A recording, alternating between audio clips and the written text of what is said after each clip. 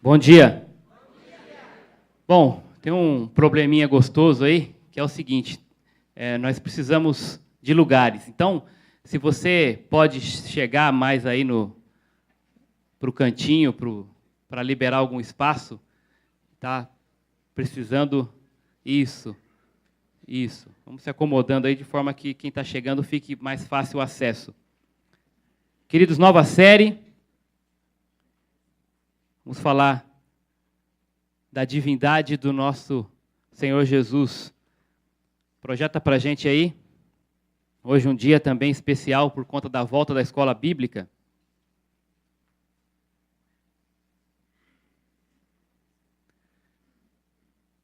Jesus é Deus. E nós queremos ver nessa manhã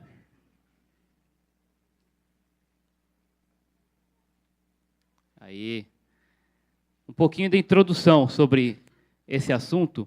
A proposta nos demais domingos é abordar, dentro desse aspecto da divindade de Jesus, os milagres, né, que são prova incontestável da divindade de Jesus. Então, hoje nós vamos ver um pouquinho dessa questão da pessoa de Cristo como Deus e olhar um pouquinho também do conceito de milagre. Nós cremos pelas Escrituras que Jesus ele é 100% homem, 100% Deus. Ele é e continua sendo.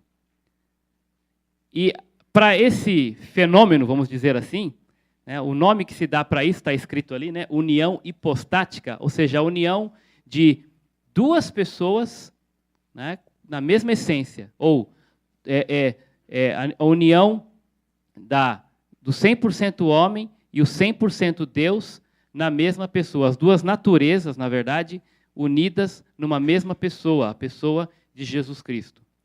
É difícil entender como isso funciona, na verdade? Difícil até explicar a essência disso. Como pode, né? Como pode, numa mesma pessoa, habitar as duas naturezas? Isso já é um milagre. Só Deus pode fazer isso.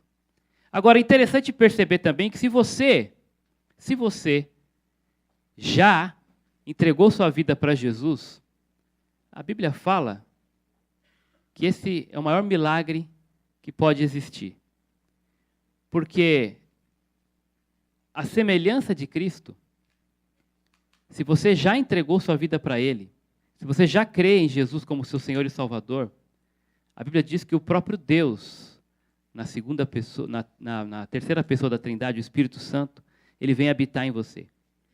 Então, em certo sentido, você vive uma vida que é humana, mas nós somos convidados e ordenados até em Cristo, que permitir que, por meio do Espírito Santo, Cristo viva a sua vida através de nós. Então, são duas vidas, né? Mas, nesse caso, ao contrário da vida de Cristo, a nossa vida humana, ela batalha, ela luta, a Bíblia fala, com a vida espiritual. Então, nós temos que permitir que o Espírito Santo use essa estrutura carnal para que ela reflita a glória de um Deus espiritual. Para que pessoas possam ver Jesus. Deus quer usar este corpo, o seu corpo, a sua vida, tudo que você fala, tudo que você faz, o que você pensa. Né? Para quê? Para que, através de você, pessoas possam conhecer esse Deus. Então, nós vamos olhar para esses textos. Eles apresentam essa realidade quando, no mesmo texto, abre primeiro lá em Mateus 13, os três eles são semelhantes. Eles têm algo em comum. Mateus 13, 41. E aí você vai precisar folhear bem sua Bíblia hoje, ou manusear aí o seu aplicativo, porque são alguns versículos nessa manhã. No 41, Mateus 13, o Filho do Homem, esse termo Filho do Homem, você pode perceber na sua Bíblia esse F maiúsculo, então o título, está descrevendo uma pessoa, e não apenas qualquer pessoa, mas a pessoa, o Filho do Homem, né? O título dado a Jesus e que reflete esse aspecto humano dele. O Filho do Homem enviará seus anjos, e eles ajuntarão do seu reino tudo que serve de tropeço e os que praticam o mal. O detalhe nesse texto que expressa essa união hipostática é, primeiro, ele falar de Jesus a respeito do seu caráter humano, o Filho do Homem. Mas, em seguida, ele fala, enviará os seus anjos. Qual o homem que tem a seu serviço, né, ou tem por servos os anjos? Que homem é esse que os anjos o servem? Lhe pertencem, são seus. Não pode ser um homem qualquer. Nós vamos ver essa realidade também, se você folhear mais à frente, no capítulo 16, verso 27, a mesma ideia ali, repetida. Porque o Filho do Homem virá na glória do seu Pai com os seus anjos. E então retribuirá a cada um segundo as suas obras. O Filho do Homem com os seus anjos.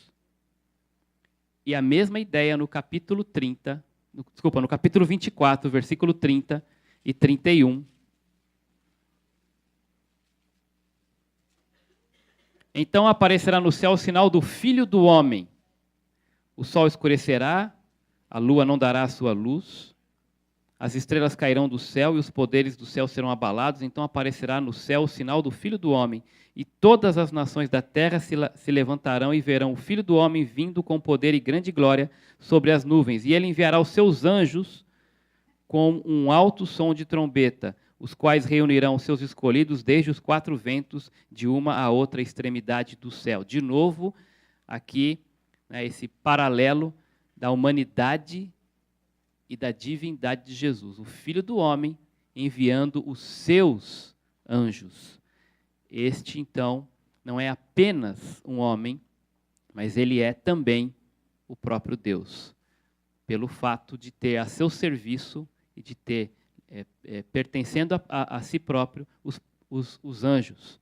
Ok? Então, esta expressão você vai encontrar em outros textos da Bíblia, esta ideia, né, e nós queremos observar especialmente ou estritamente algo que talvez mais relevante para provar a divindade de Cristo, que são os seus milagres. Porém, a divindade dele é declarada por ele mesmo, né? Obviamente que nossa base para isso está nas Escrituras, e as Escrituras testificam a respeito da divindade dele. O próprio Jesus assumiu pessoalmente a sua divindade, quando nesse texto, João capítulo 8, versículo 58, eu quero que você abra comigo ali, rapidamente, ele vai chamar-se de Eu Sou. O nome que ele dá a si mesmo, João capítulo 8, verso 58. Jesus vai responder a uma pergunta, porque ele estava sendo questionado, falando que já antes de Abraão ele existia. Ele foi questionado como é que pode, se o senhor nem tem ainda 50 anos, dizer que existia antes de Abraão. Ele responde no versículo 58, em verdade vos digo, que antes que Abraão existisse, eu era? Não, eu sou. E é interessante, esse nome é o mesmo nome usado, e única e exclusivamente usado, para Deus. Deus, no Antigo Testamento, nesse texto, em Êxodo capítulo 3, quando Moisés pergunta, se me disserem em nome de quem é que te mandou aqui? E Deus vai dizer, diga que o Eu Sou te mandou. Então Deus faz uso desse nome, desse termo, Eu Sou, e Jesus repete o mesmo termo. Logo, se ele usa o mesmo termo, ele está dizendo, ele está se apresentando como o próprio Deus, o próprio Deus. Então Jesus vai usar isso também no texto de Êxodo. Jesus vai se referir ao termo usado no texto de Êxodo, quando Deus se apresenta como o Eu Sou, e ponto. Qual é o nome de Deus? Né? Quem é Deus? O eu sou, aquele que sempre existiu, aquele que é e sempre será. Mas também, e nós podemos ver outros tantos textos e testemunhos de tantas pessoas, eu coloquei alguns aí, mais famosos, né, que deram testemunho a respeito da divindade de Jesus. João, no capítulo 1 do Evangelho de João, você já está com ele aí, volta para o capítulo 1. O Evangelho de João já começa com um pronunciamento da divindade de Jesus. Ele diz que no princípio era o verbo, e nós sabemos que esse verbo, a palavra, encarnou-se, e essa encarnação, ela refere-se à vinda de Jesus à Terra. Então o texto vai dizer, no princípio era o verbo estava com Deus, e aí ele faz a grande declaração, e o verbo era Deus. Ele vai continuar dizendo que estava no princípio com Deus e todas as coisas foram por ele criadas. Ou seja, quem criou todas as coisas? O próprio Deus. Mas aí ele vai falar a respeito, no versículo 14, que esse verbo, e aí nós vamos identificar essa pessoa na figura de Jesus Cristo. Porque ele vai dizer no versículo 14, o verbo se fez carne. E nós sabemos quem se fez carne. Jesus. E habitou entre nós. Pleno de graça e de verdade, vimos a sua glória como a glória do unigênito do Pai. A quem se refere? A Cristo. Então, este verbo que se fez carne, no versículo 1 vai dizer, o verbo era Deus. Muito bem, João também vai falar a respeito de Jesus como sendo Deus na sua primeira carta, 1 de João, rapidamente lá. Capítulo 5, versículo 20. Sabemos também que o Filho de Deus, com F maiúsculo, título, falando de uma pessoa, já veio e nos deu entendimento para que conhecemos aquele que é verdadeiro, e estamos naquele que é verdadeiro, isto é, em seu Filho, Jesus Cristo, este é o verdadeiro Deus. João diz e testifica a respeito de Jesus como sendo o verdadeiro Deus e a vida eterna. Tomé, quando Jesus se apresenta, num primeiro momento ele não crê, Jesus fala, pode tocar aqui na minha ferida. E quando ele faz isso, a declaração dele, voltando ali no Evangelho de João, qual é? João 20, 28, Tomé lhe responde, Senhor meu e Deus meu. Tomé, se até o Tomé acreditou, né, gente, que ele era Deus. Paulo, o apóstolo Paulo, na carta aos Colossenses, também vai dar testemunho da divindade de Cristo. Então a Bíblia está repleta de testemunho a respeito da divindade de Jesus Cristo.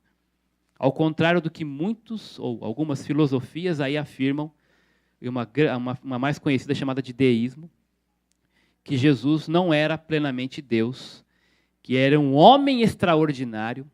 Algumas religiões creem dessa forma, Jesus não é Deus, ele é um grande profeta, ou foi, né? E Deus o capacitou com um poder extraordinário para fazer prodígios aqui na terra, mas ele não era Deus.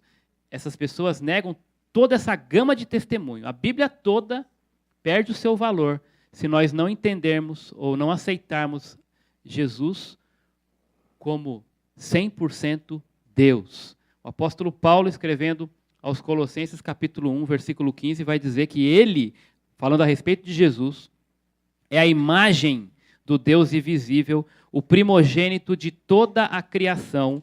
E lá no capítulo 2, versículo 9, vai dizer que nele habita corporalmente, olha que interessante isso, falando da humanidade de Cristo, nele habita corporalmente toda, não uma parte, toda a plenitude da divindade. Paulo testificando a respeito de Cristo como sendo o próprio Deus, habitando nele toda a plenitude da divindade. Agora, Pedro, 2 de Pedro, capítulo 1, verso 1, ele começa introduzindo ali a sua segunda carta, 2 Pedro 1, 2 Pedro 1, 1, ele vai dizer o seguinte, Simão Pedro, servo e apóstolo de Jesus Cristo, aos que conosco alcançaram fé igualmente preciosa por meio da justiça do nosso Deus e Salvador Jesus Cristo. Quem é Jesus para ele? Deus e Salvador. Jesus é Deus. O autor de Hebreus, o autor que nós não sabemos, a Bíblia não fala, não cita quem é o autor desta carta aos Hebreus, no capítulo 3 e no capítulo 4, vai testificar que Jesus, ele é superior aos sacerdotes e superior a Moisés. E no capítulo 1, verso 4 e 2, verso 9, ele vai apontar Jesus como sendo superior aos anjos. Ora, quem poderia ser superior aos anjos? Jesus é Deus. E a grande prova da divindade de Jesus no Novo Testamento são os seus milagres. E aí, falando um pouquinho de milagres, se você vai num dicionário secular, você vai encontrar esta definição: fato sobrenatural oposto às leis da natureza. Portento, maravilha, prodígio, né? Ou seja, algo que é sobrenatural, oposto às leis da natureza. Tomás de Aquino, um frade dominicano do século XIII, né? Aliás, ele nasceu no dia 7 de março. Né? Essa semana, aniversário do Tomás de Aquino, tá bom? De 1274, ele nasceu nessa data. Ele diz o seguinte, ele conceituou aí, ele simplificou aí o conceito numa frase: algo superior, diferente ou contrário à natureza. Superior àquilo que é natural, diferente daquilo que é o natural, contrário daquilo que é o natural, ou seja, é divino, é extraordinário, ok? É sobrenatural. Vamos entender um pouquinho também desse conceito. No Novo Testamento, o propósito dos milagres, aí falando do Novo Testamento especificamente, o propósito ali é mais específico. Eles eram realizados principalmente como indicadores de Cristo na qualidade de Messias e para confirmar seu advento como Filho de Deus. Então vamos entendendo o propósito dos milagres no Novo Testamento. Por quê? Porque é importante entender esse conceito, esse propósito, para nós julgarmos ou podemos avaliar um pouquinho do que acontece hoje em dia. Está chovendo milagre por aí hoje em dia, né? E aí a questão é, Deus opera milagres ainda hoje? Pode fazer isso? Ele faz, mas Deus perdeu o critério? Tem propósito ainda hoje o milagre? Então, se ele tem um propósito, nós temos que entender esse propósito à luz das Escrituras, daquele que é o originador do milagre. E por que se fazia milagre? Especialmente aqui no Novo Testamento. Então, para indicar Jesus como sendo o Messias, aquele que viria com um propósito definido para resgatar, para salvar o perdido, para confirmar, então, essa vinda, essa chegada, né, do reino de Deus entre os homens, o advento. Isso é reforçado pelo fato de que Jesus operou milagres apenas como parte do seu ministério público. Não se registram milagres antes do início do ministério público de Jesus. Isso não tem registro na Bíblia. E eles diminuíram nos dias anteriores à sua paixão. Aliás, a Páscoa está chegando. Desaparecendo por completo quando ficou claro que a sua pregação pública estava chegando ao fim, sendo uma única exceção aquele episódio da restauração da orelha do servo do sumo sacerdote. Põe na conta do Pedro essa aí, né? Então, Jesus operou um milagre ali. Foi uma exceção já no final ali do seu ministério, um pouquinho antes, né, da sua crucificação. Isso mostra que Jesus pretendia que seus milagres fossem sinais, presta atenção nisso, sinais que apontassem para a sua pessoa, e para a sua mensagem. Propósito dos milagres no Novo Testamento. A distribuição, ou melhor, a limitação dos milagres de Jesus ao seu ministério público demonstra com toda clareza que eles se destinavam principalmente a dar apoio às suas alegações na qualidade de Messias. No caso dos milagres do Novo Testamento, então, podemos afirmar que eles foram realizados principalmente, se não exclusivamente, para autenticar a revelação. Na maneira que ele vinculava seus milagres à sua mensagem, também vemos um elo entre os milagres de Jesus e a autenticação da sua pessoa. Por exemplo, Cristo alimentou a multidão, certo? E ele se proclamou como sendo o pão da vida. Então ele fez um milagre, operou um milagre, multiplicando pães, e logo em seguida ele vai se declarar como sendo o pão da vida. As pessoas dariam crédito nessa frase dele, porque viram que ele tem poder. Ok? Ele abriu os olhos ao cego, certo? Milagre. E depois ele se apresenta como a luz do mundo. Olha o propósito do milagre. Ok? Não era o oba-oba e tudo mais. Não, tinha um propósito, autenticar a sua mensagem e apresentar-se como o Messias, aquele prometido que viria para salvar o pecador. Ele ressuscita o Lázaro. E depois, em seguida, ele se declara como sendo a ressurreição e a vida. Eu sou a ressurreição e a vida. Olha o propósito aí. De forma semelhante, os milagres de Cristo podem ser vistos como símbolos do reino. Todos os milagres, num ou no outro sentido, são portadores de um significado espiritual, porque apontam para uma realidade invisível maior do que o mundo visível. Então, o propósito do milagre não se resume apenas, ele não é um fim em si mesmo, ele tem um propósito espiritual. Ok? Ele, então, tem um nível maior para um plano de redenção que abarca toda a história humana. Os milagres de Jesus mostravam que Deus deseja curar o homem, tanto fisicamente quanto espiritualmente. Então, eles apontavam, faziam, sim, uma obra física, né?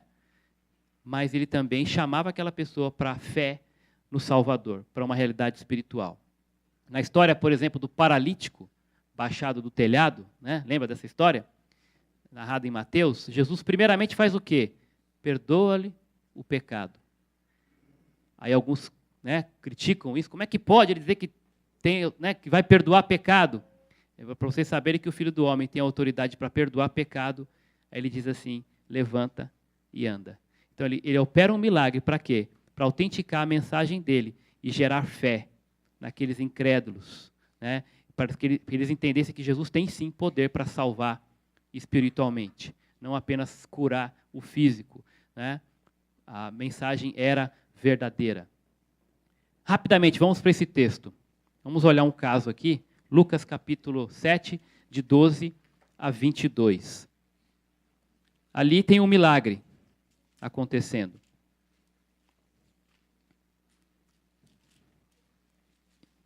Sete, 12 a 22. Eu estou correndo aqui porque o tempo... Quando chegou perto da porta da cidade, falando de Jesus e seus discípulos, né, que seguiram de viagem para uma cidade chamada Naim, eles estavam levando para fora um morto, um filho único de uma viúva, e uma grande multidão da cidade o acompanhava. Logo que a viu, o Senhor se encheu de compaixão por ela e disse, não chores. Aproximando-se, Jesus tocou no caixão, e ao pararem os que o levavam, ele disse, moço, eu te digo, levanta-te. O que estivera morto sentou-se e começou a falar, e Jesus o entregou à sua mãe. Então o medo dominou a todos e glorificavam a Deus, dizendo, um grande profeta se levantou entre nós, e Deus visitou o seu povo. Essa notícia propagou-se por toda a Judéia e por toda a região ao redor. Os discípulos de João contaram-lhe todas essas coisas. E então, chamando 2 deles, enviou-os ao Senhor para perguntar, tu és aquele que deveria vir ou devemos esperar outro? Quando os homens chegaram para falar com Jesus, disseram, João Batista enviou-nos para perguntar, tu és aquele que deveria vir ou devemos esperar outro? Naquela mesma hora, Jesus curou muita gente de doenças, de enfermidades e de espíritos malignos e deu visão a muitos cegos. Então lhes respondeu, ide e contai a João o que tendes visto e ouvido.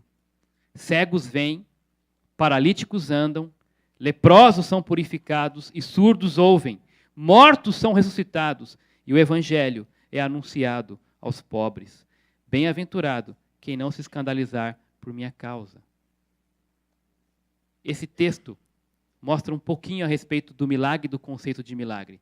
E rapidamente, olhando para Lucas, os milagres de Jesus serviam, primeiro, para autenticar a sua messianidade, a sua pessoa como o Salvador prometido. Lembra da pergunta, quando eles viram aquele milagre, né? João ficou sabendo que isso estava acontecendo, ele falou, pergunta lá para ele. Você é aquele que deveria de vir? João estava falando do quê? Queria saber a respeito do quê? Né? Das escrituras que apontavam para a vinda do Messias. E diante desses fatos, João ficou perguntando-se, olha, é ele? Será que é ele? Pede para ele dizer. Só que seria muito simples Jesus responder assim, não, fala que sou eu mesmo. Jesus tinha que trazer algo concreto para que eles pudessem confrontar com as próprias escrituras e terem o conforto no coração para que testificassem que aquela pessoa que estava ali não era qualquer pessoa, era de fato o Messias. E o que testificaria, o que comprovaria isso? Os milagres. E aí, então, isso autenticava a pessoa dele, autenticava a palavra dele, o poder dele. Ele vai dizer para a mulher, não chores. Ué, qualquer um podia chegar e falar, não chora, mas não é o seu filho que está morto? É o meu? É fácil, né? Você está diante de um velório, não chora não. Né? E aí? E Jesus vai dizer depois para o menino, ele vai trazer a mensagem dele de conforto para aquela mulher, mas ele vai autenticar aquilo com o poder que só ele tem, como Deus. E ele vai dizer para o menino, levanta-te. E diante dessa palavra, eu posso dizer para alguém, não chores, mas eu não tenho poder para dizer, levanta-te. Está entendendo? Essa é a diferença. Eu sou o homem, ele é Deus. Amém? E o milagre serviu para mostrar e gerar naquele povo, primeiro uma sensação de medo, mas depois eles puderam saber, Deus nos visitou. Esse homem não é qualquer homem, é um homem de Deus, é o próprio Deus. E autenticava também as profecias, né? A manifestação. Havia se cumprido a palavra de Deus por meio dos seus profetas. O Messias está entre nós. O reino de Deus está entre os homens. E aí o texto vai dizer, a prova disso é que o texto de Isaías, depois vocês podem consultar, capítulo 35, versos 5 e 6, 53, 4, 61, 1, vai falar a respeito daquele, né, que viria e tomaria sobre si as nossas enfermidades. Aquele que diante dele, paralíticos iriam andar, cegos teriam suas vistas restauradas, coxos sairiam saltando como os corvos. Ele estava entre nós, ele veio, é o Messias. O milagre, então, autenticava a manifestação da chegada do reino de Deus entre os homens, as profecias sendo cumpridas, ok? Então, para terminar, implicações da divindade de Cristo. E eu quero só, então, dizer para vocês, diante disso, do propósito dos milagres, muito cuidado com o que você ouve falar por aí, tá bom? Deus continua fazendo milagres hoje? Sim. Deus faz o que Ele quiser, Ele é Deus, mas Ele tem propósito. E cuidado, porque hoje em dia está muito barato, baratearam o conceito de milagre. A pessoa tem uma dor de cabeça forte, de repente passa, né, sem tomar remédio, ou tomou um remédio ainda que seja, até pior, né? Aí passa a dor de cabeça, a pessoa fala assim, Deus operou um milagre na minha vida hoje. O que foi? Estava com uma dor de cabeça, de repente passou. Isso é milagre? Pouco provável. Pouco provável. Pode ser a ação do remédio, pode ter sido um estresse ali, uma coisa que você fez ali, uma correria do dia a dia, você está muito cansado, você parou um pouquinho, o corpo estabilizou, está entendendo?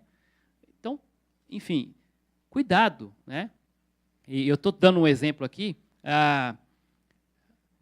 outro exemplo clássico, né? Vícios. A pessoa está viciada e, de repente, da noite para o dia, ela abandona aquilo ali. Aí ela vai para a igreja e fala assim, Deus fez um milagre na minha vida. Eu fumava há 80 anos. E aí, estou exagerando aqui. E aí hoje eu acordei, né? Que bom que você já acordou, né? Com 80 anos já está bom demais acordar. Desculpa aí quem tem mais de 80 aí, mas foi mal aí, Jonas. Fez aniversário ontem, chegou perto, né? Tá perto. Mas aí eu parei, né? Deus fez um milagre na minha vida. Aí você fala assim, bom, mas eu conheço muita gente que não crê em Deus e também parou de fumar. E não atribui isso ao milagre, atribui ao quê? Ele decidiu, cara. Tá? Deus deu para nós senso, né? Bom senso, inclusive para o incrédulo. Né? Deus deu inteligência. Sabedoria faz parte da imagem e semelhança. Então, você não precisa correr atrás de um milagre para largar um vício. Você precisa apenas tomar vergonha. Está entendendo? Porque você sabe que isso faz mal. Sabe que isso vai destruir o teu corpo, vai te matar. E você não precisa acordar com um anjo lá na tua porta dizendo assim, você agora, vou tocar em você e você não vai fumar mais. Você não vai beber mais. Não vai mais torcer para o Palmeiras. Então não precisa dessas coisas, esses milagres. Né? Toma vergonha. É sério. Gente, está entendendo como a gente barateia milagre? E tem outras questões também, doenças, que, por exemplo, no século passado, muitas doenças matavam, certo? Vamos pensar que gripe, por exemplo, né? Matava, não matava? Até hoje, ainda dependendo do lugar, né, Osés? Então, assim, quando você não tem nenhum recurso e a pessoa é curada, aí nós podemos dizer, pô, nesse sentido, né, foi uma intervenção divina, porque o natural seria aquela pessoa perecer e morrer diante daquilo. Mas Deus, com a sabedoria que Ele deu, a inteligência que Ele deu para os homens e revelou, né, nesse sentido, o processo para a cura, uma vez que você já tem um remédio para aquilo, aquilo já é tratado em condições naturais, deixa de ser sobrenatural. Então, hoje você não fala que alguém que foi curado de gripe, Deus fez um milagre. Mas há 100 anos atrás, você poderia dizer isso. Porque não tinha, os homens ainda não tinham sido, para ele não tinha sido revelado a forma para chegar na solução desse problema, da cura para essa doença. E tantas outras doenças. Hoje nós ainda temos doenças que são, à luz dos homens da ciência, irreversíveis. E quando o quadro se reverte, geralmente você vai ouvir a medicina dizendo, nós não sabemos explicar o que aconteceu. O corpo reagiu de uma forma que nós jamais entenderíamos como isso seria possível. Então você pode atribuir isso a algo sobrenatural, extraordinário. Mas cuidado, porque é muito gostoso falar assim, Deus fez um milagre na minha vida, né? Quem não gosta de... Não dá um glamour, falar assim, não, eu sou alvo de um milagre aqui. Mas confronta isso com a Escritura, com a verdade. E para terminar, então, implicações da divindade de Cristo. Porque Jesus é Deus, as seguintes coisas são verdadeiras. Presta atenção nisso. Deus pode ser conhecido, definitiva e pessoalmente em Cristo. Você quer conhecer a Deus? Você veio aqui para buscar a Deus? Você está em busca de Deus? Quer ser mais próximo de Deus? Quer de fato provar que você ama a Deus? Entrega a sua vida para Jesus. Conheça Jesus pelas Escrituras. Creia no Filho. Jesus falou, quem vê a mim, vê ao Pai. E Jesus falou, ninguém vai ao Pai se não for por mim. Então você quer buscar a Deus? Quer uma vida mais íntima de Deus? Se aproxima de Cristo. Entenda e conheça a respeito da vida e da obra de Jesus. Aceite-o como o Senhor da sua vida. E Deus estará contigo. Caso contrário, caso você negue a pessoa e a obra de Cristo, você não vai conseguir chegar até Deus. Eu não estou falando nem de igreja A ou igreja B. Estou falando da Escritura. Só vai conseguir chegar até Deus por meio de Cristo. A igreja é uma ferramenta, né? Deus criou a igreja para que ela representasse Ele, que aproximasse o pecador dele. Mas não é a igreja que leva você para Deus. Quem leva você para Deus é Cristo. A redenção só é possível, ou é possível, e foi realizada em Cristo. Acabei de falar sobre isso. Você só pode ser salvo por meio de Jesus Cristo. Não é a Igreja Batista, não é qualquer outra religião. Quem salva, somente Cristo. A redenção, somente em Cristo. Há um só Deus, um só mediador entre Deus e os homens. Quem é? Cristo.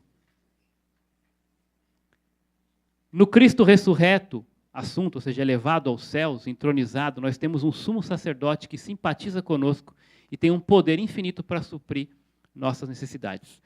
O texto de Hebreus fala que ele passou por tudo, a semelhança de nós, porém sem pecado. Para quê? Para ser o nosso exemplo, alguém que... Deus, ele não ficou lá no céu falando, se vira com seus problemas, ele veio até nós, viveu, sofreu o que nós sofremos. Jesus entende cada dor que você está passando, ele entende cada sofrimento seu, Por quê? Porque ele é o maior exemplo de sofrimento. Ele é o maior exemplo daquele que veio e se fez homem, se humilhou, para que pudesse hoje também dizer: filho, eu sei o que você está fazendo. Eu sei o que você está passando. Eu te entendo. Eu morri, inclusive, por você. Deus é pessoal. E, finalmente, adoração e obediência a Cristo são apropriadas e necessárias. Você deve adorar o Senhor com a sua vida, com o seu tempo, com os talentos que Ele te deu e os dons, testemunhando dEle, contribuindo para o reino, com tudo que você tem, com tudo que você é.